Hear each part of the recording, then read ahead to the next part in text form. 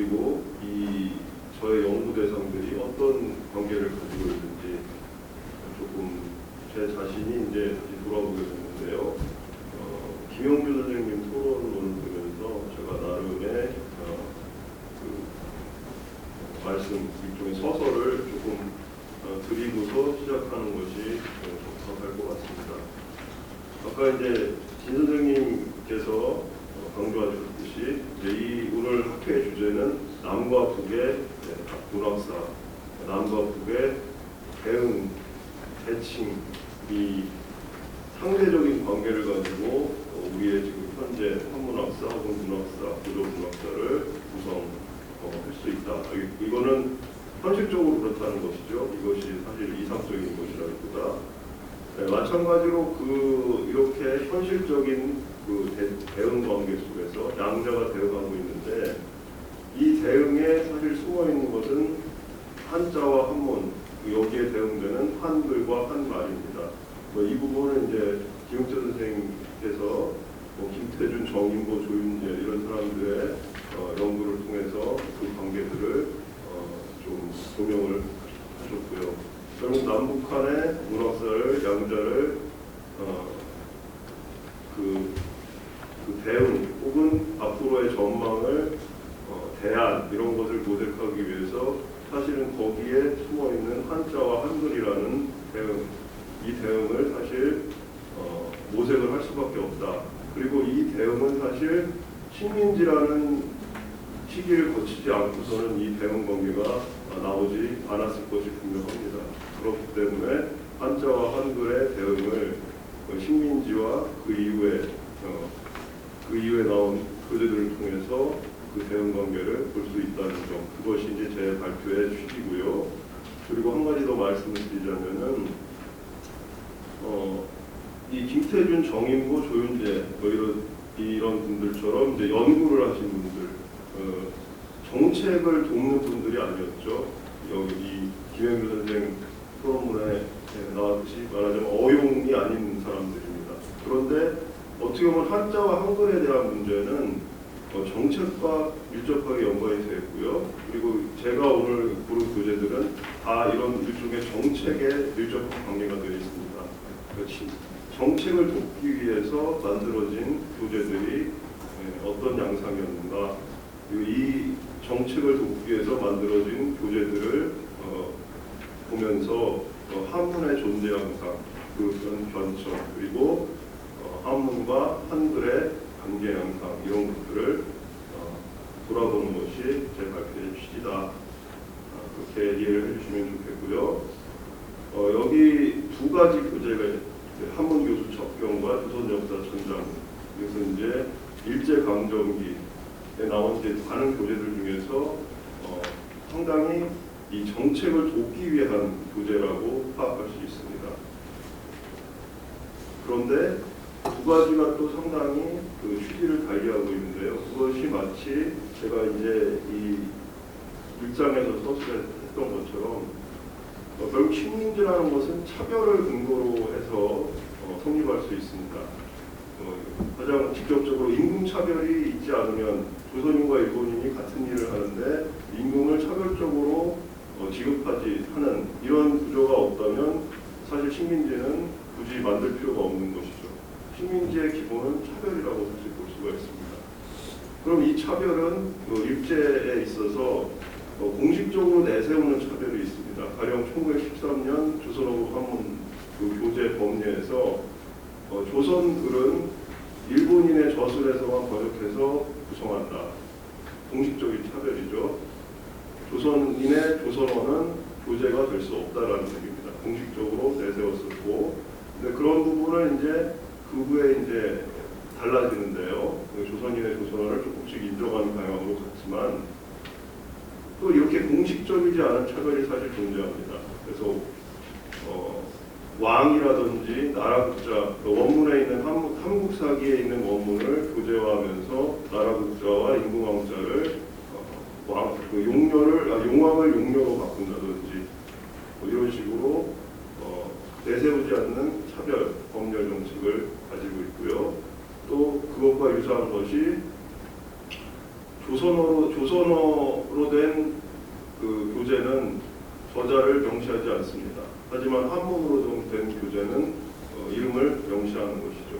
그래서 마치 현재 피식민자인 조선인의 것은 교재로 싫지만 사실은 공식적으로 그 사람들의 것이 아닌 겁니다. 조선인의 것이 아니다라고 할 수 있고, 반면 식민지 이전에 한자로 된 것들, 한자로 된 한국인의 한문 교재는 공식적으로 인정받을 수 있는 것이죠. 그래서 비공식적인 차별, 공식적인 차별 이런 구분이 가능한데, 어떻게 보면 이 조선 역사 천자문은 그런 비공식적인 차별을 부응하기 위해서 만들어졌다, 이런 취지로 이런 평가를 내릴 수 있는 것입니다.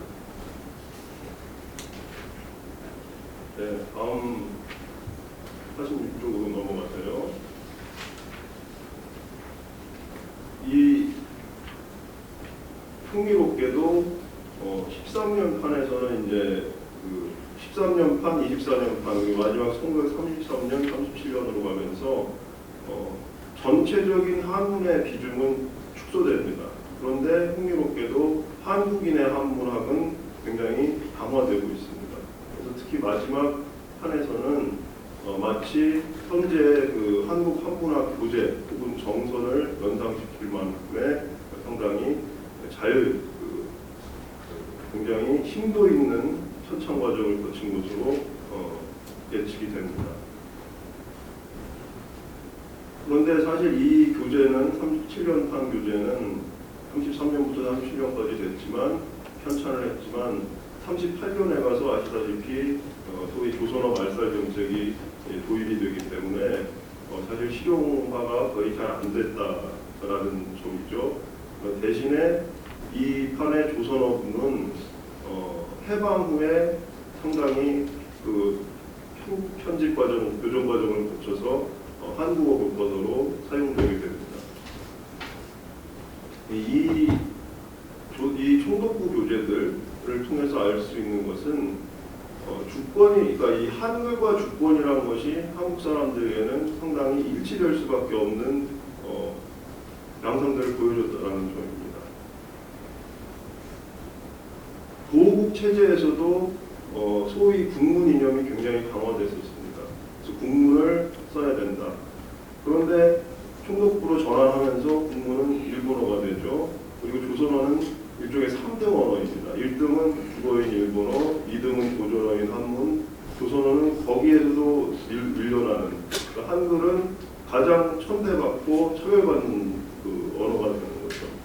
사실은 한글 전용이라는 것 자체, 거기에 어떤 언어 사실보다는 인역적인 문제가 많이 투영되는 것은 사실 이런 일제 차별 정책에서 비롯된 바가 많다, 이렇게 해석할 수 있다고 생각합니다.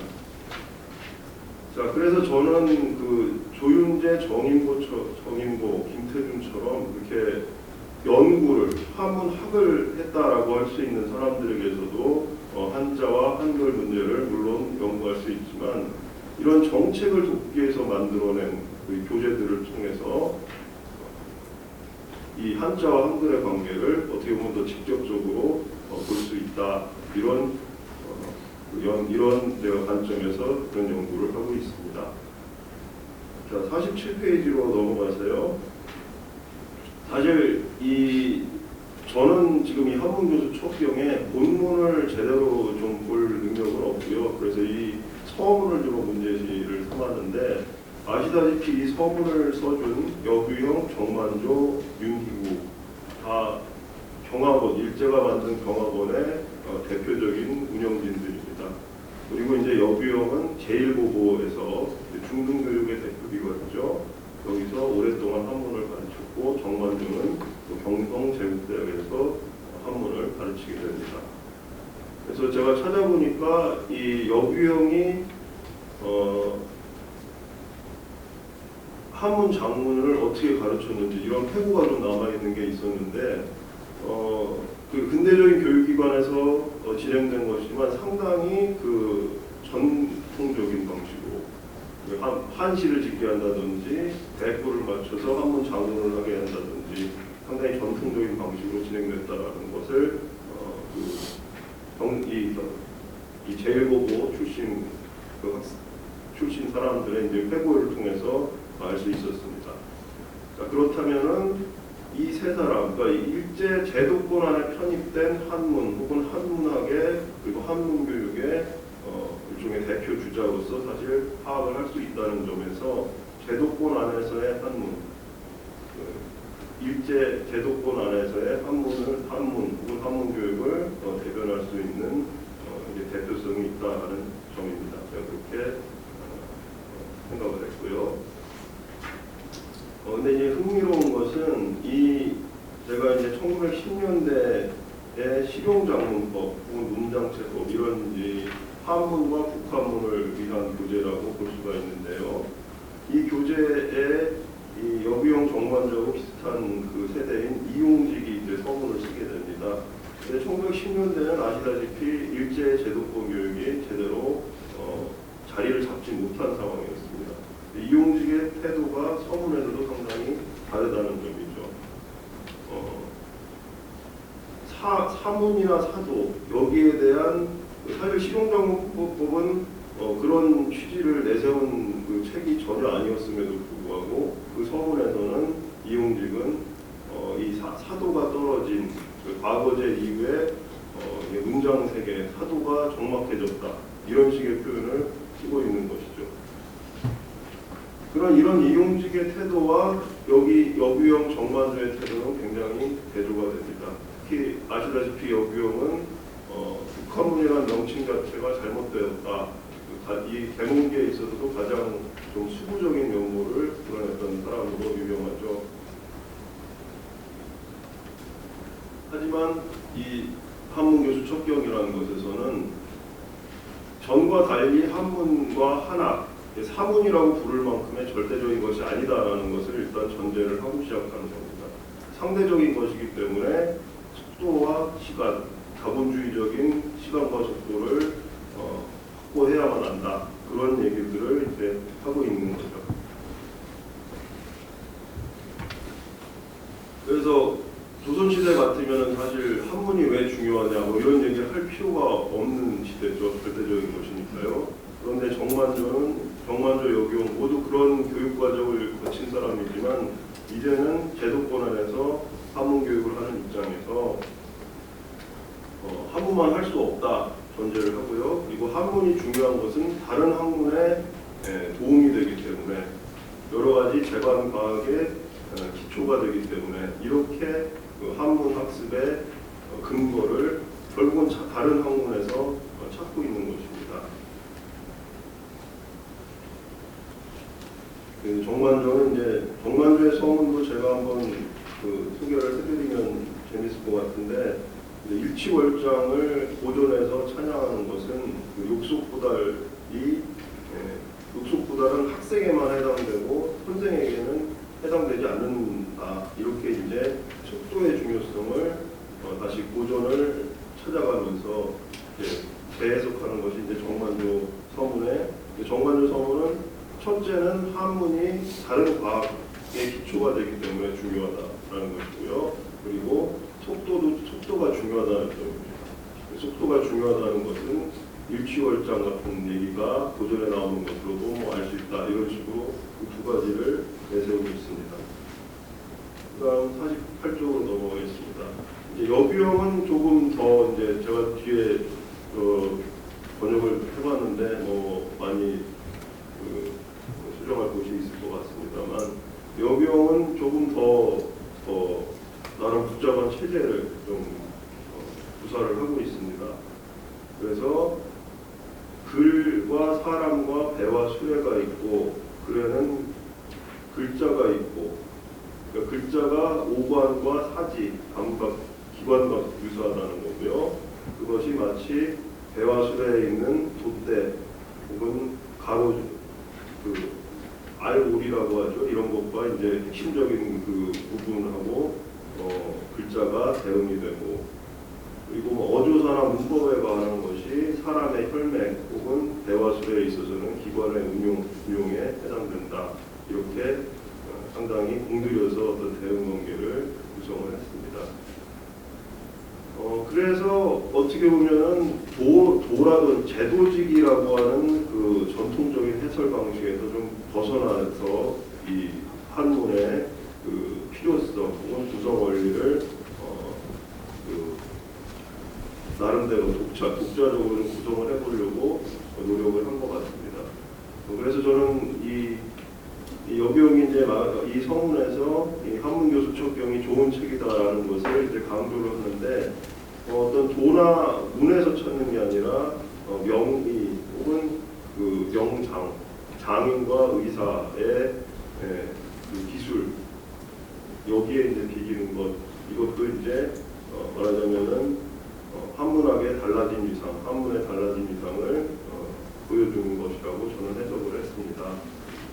그럼에도 어쨌든 그 과거를 그리워하고 있죠. 자신은 이제 삼도부의 현안 같은 사람이 될 수 없고 낙양의 직관을 올리지 못한다는 점이죠.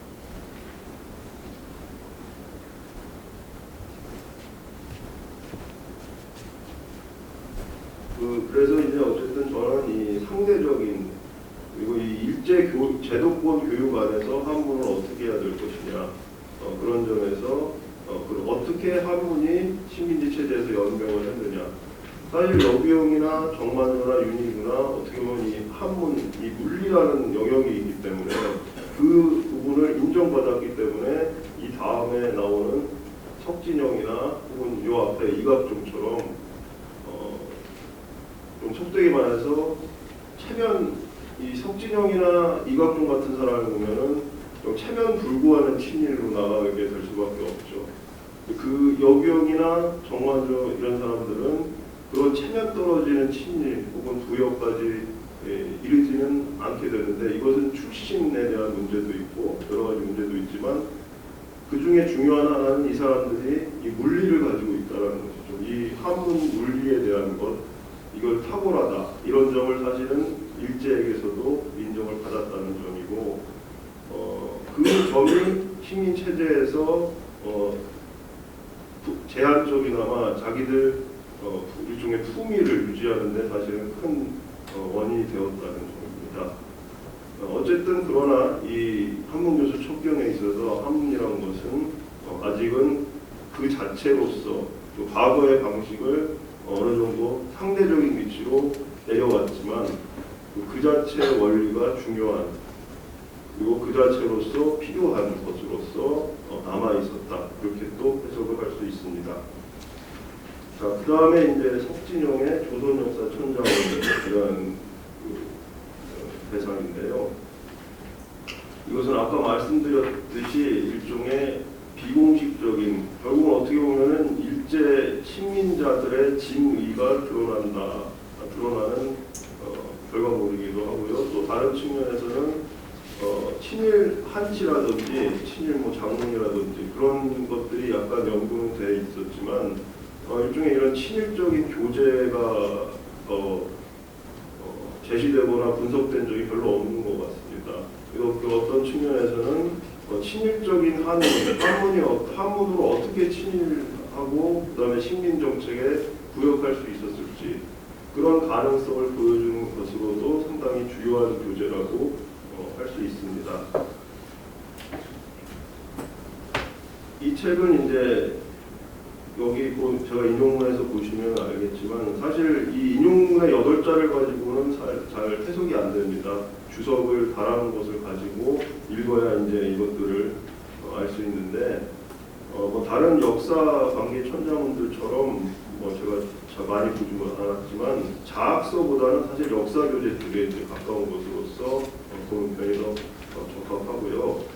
근데 그런 차원에서 사실 조선사 혹은 한국사에 대한 긍정 부정을 떠나서 사실 이 한국사의 중요한 필수적인 사건들이 인물들이 다 빠져 있다는 점이죠.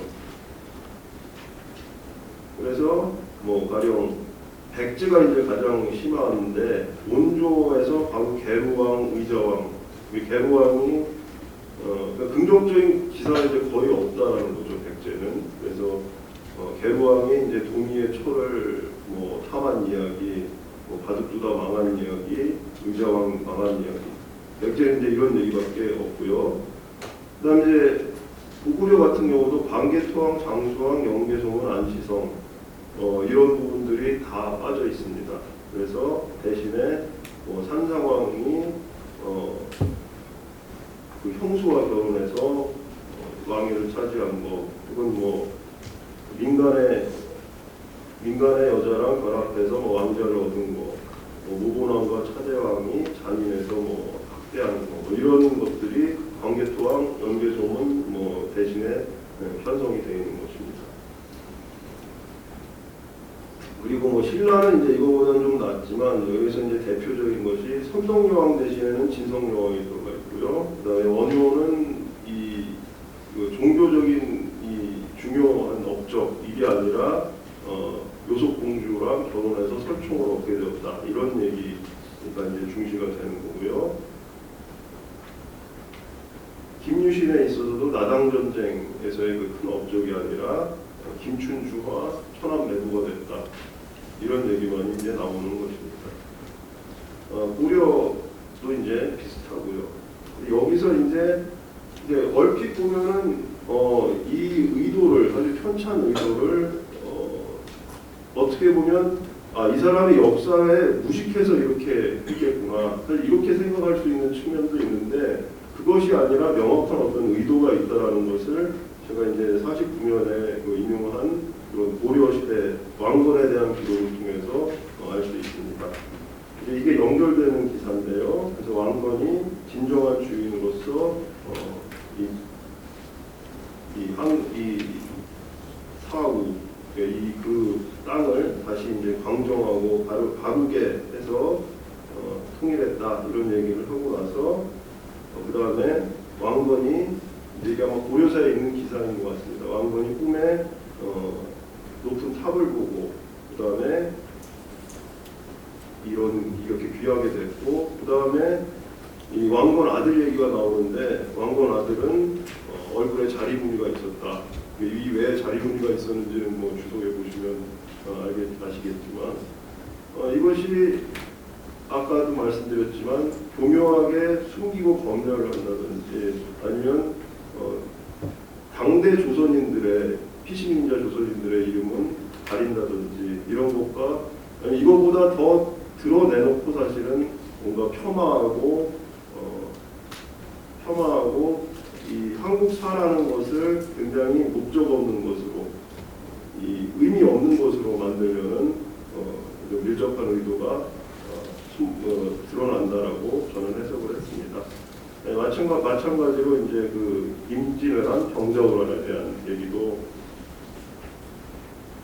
이 기사의 얘기들을 보면은 건율과 이순신이 있고 이항국과 이덕형이 있어서 국난을 극복했고 유신을 했다라고 하는데, 결국은 바로 뒤에 단정이 나오고요, 바로 뒤에 병자호란이 나옵니다. 어떻게 보면이 아니라 상당히 의도적으로 이순신이나 건율이나 이항국이나 이덕형 같은 뛰어난 인물들이 나와봤자 다시 구걸하고 애걸하는 상황이 올 수밖에 없다, 사실 이런 흐름을 보여주고 있는 것입니다. 저는 그래서 이 천자문, 이 조선역사 천자문이라는 것이 이게 공식적인 입장은 아니지만 사실은 이 식민자들이 일제가 정말로 원하는 것, 한국사라는 것을 의미 없는 것으로 만드는 것, 한국사를 공부하지 않게 만드는 것, 여기에 사실은 굉장히 직접적으로 공모하는 책이었다. 마치 이각종의 시국독본이 공식적인 그 전쟁 말기의 증상이라면은 그런 시국독본을 준비하는 차원의 어떤 정책적인 식민지 정책적인 하나의 소산이다. 이런 성격의 친일이나 군국주의 혹은 신식민주적인 파문 내지는 파문학의 존재 양상을 조금 더 청구해볼 필요가 있다, 이런 말씀을 드리고 싶었던 거고요. 실질적으로 이제 넘어가서 결국 이 새 천자라는 것도 한글 전용이라는 정책의 돕기 위해서 만들어진 것입니다. 그리고 아까 말씀드렸듯이 이제 한글은 주권을 마치 주권의 본체처럼 되어 있는 거죠. 그래서 한자 교육은 한자를 제한하기 위해서 한글 전용을 하기 위한 한자 교육 교재인 겁니다. 마치 한글이라는 주권과 동일시되는 한글을 보호하기 위해서 한자를 길들이기 위한 그런 교재라고 볼 수 있는 것이죠. 근데 저는 이제 이 당시에 이제 이 세 천자 같은 경우는 이 당시에 나온 교재들이 이제 전치에 출간된 것입니다. 그래서 다른 교재들은 상당히 상용 한자라는 교재가 이제 대표적인데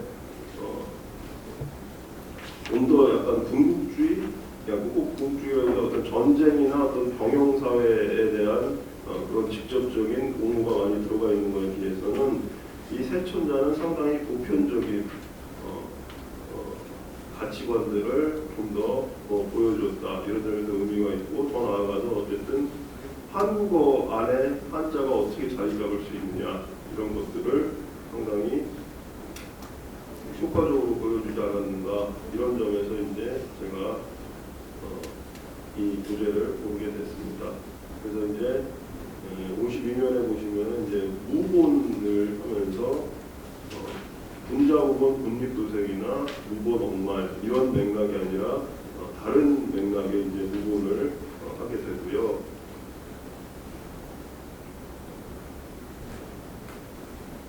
이 한자는 그 정치, 경제, 사회, 문화의 여러 생활에 필요하다라는 거죠.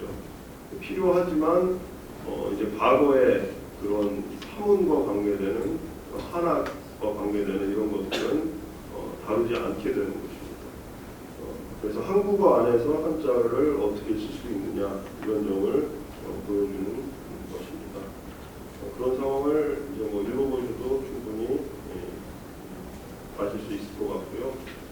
그래서 이제 제가 이제 이것을 통해서 약간 경강독대가 될 수 있을지 모르겠습니다만 어쨌든 식민지 안에서 대한문, 식민지 안에서 한글이 차별받던 사실은 상황이 이 한글 전용이라고 하는 인형을 만드는 데 있어서 하나의 굳건한 기원이 되었던 것이고요. 이 교재들 세 가지는 그런 차별받는 한글, 그다음에 한글 전용의 이제 과도한 이념화 그런 상황들을 이 친정책적인 이 교재들을 통해서 파악할 수 있다. 그리고 이런 친일적인 한문의 양성에 대해서는 조금 더 심도 깊게 연구해볼 필요가 있겠다. 이런 부분들을 발표해서 말씀드리고 싶었습니다.